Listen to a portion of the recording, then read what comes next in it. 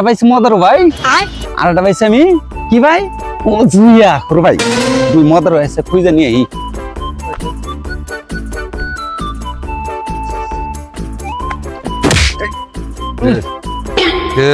বন্ধু এই শালা মাদারু তুই দাস না হাতে বাজাইতে তুই আমার আমার 1 কোটি টাকা লস করছ সেটা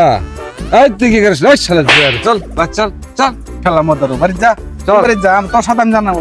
যা বাড়ি যা তুই তো মদ খাই আবার দেখা যায় মাথায় টাল হয়েছে আর জুয়া খেলার কি অবস্থা জুয়া খেলেও তো এবারে বাবা সেই অবস্থা করছে